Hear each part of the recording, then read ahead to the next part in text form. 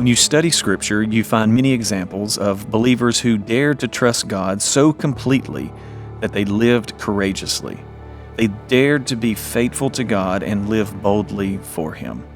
Hi, I'm Chris Montgomery, Senior Pastor at Fraser Church. Welcome to Fraser 365. Thank you for joining us as we examine some of the most faithful and courageous heroes of Scripture. We hope this study challenges you to live boldly for Christ today.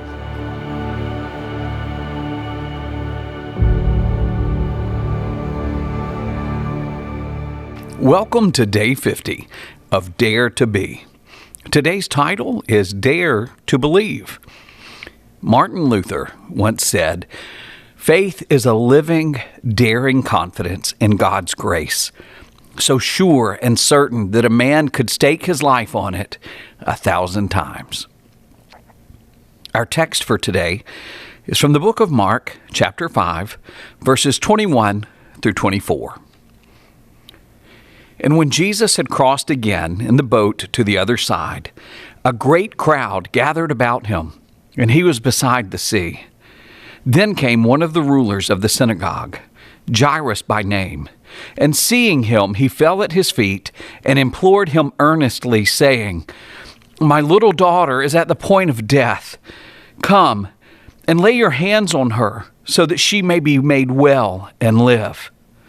And he went with him, and a great crowd followed him and thronged about him. Mark chapter 5, verses 21 through 43 conveys two mighty miracles as Jesus responds to the faith of those who dared to believe. A man named Jairus comes and falls at Jesus' feet, begging him to save his sick daughter.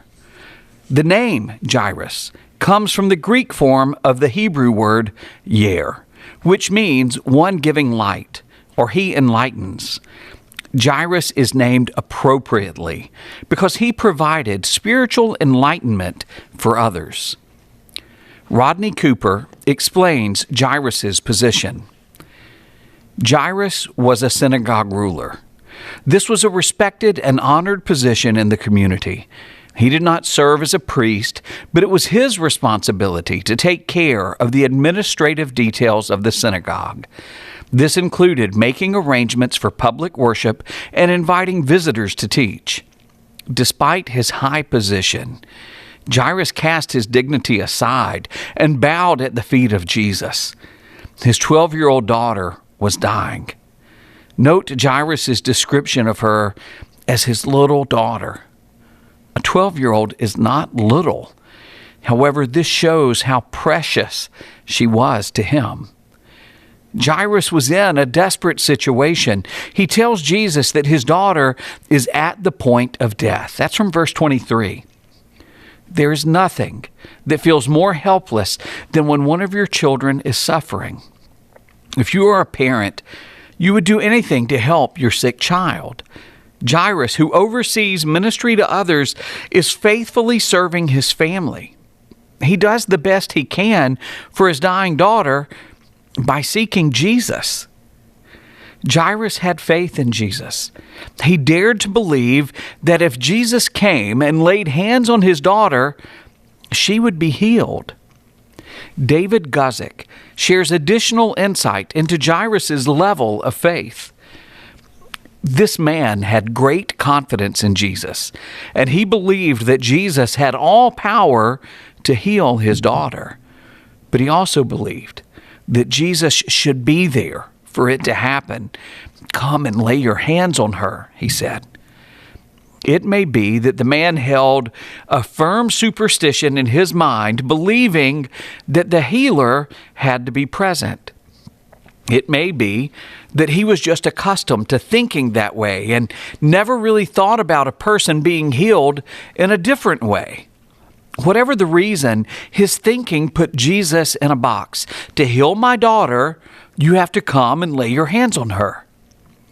When a Roman centurion came to Jesus in a similar situation in Luke chapter 7, verses 1 through 10, Jesus didn't even go to the centurion's house to heal the servant. He simply pronounced him healed from a distance.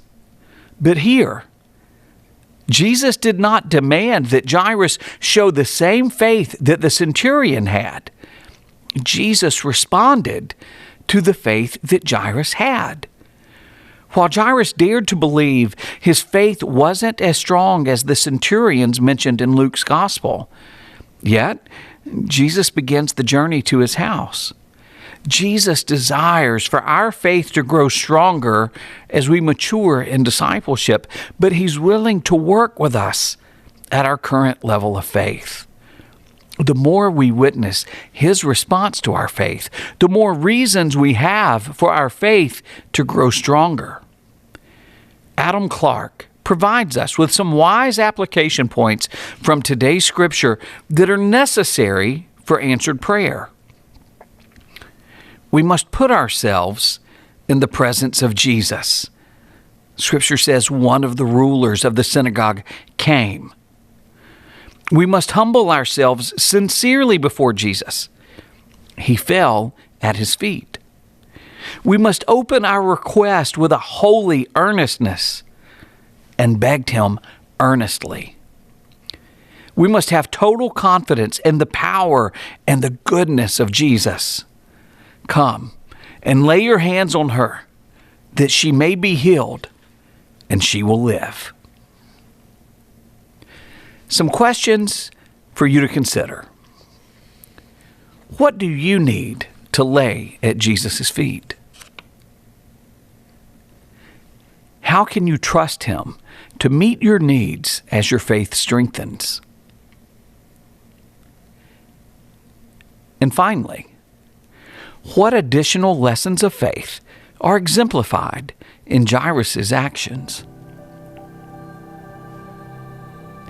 Thanks for joining us. Have a great day.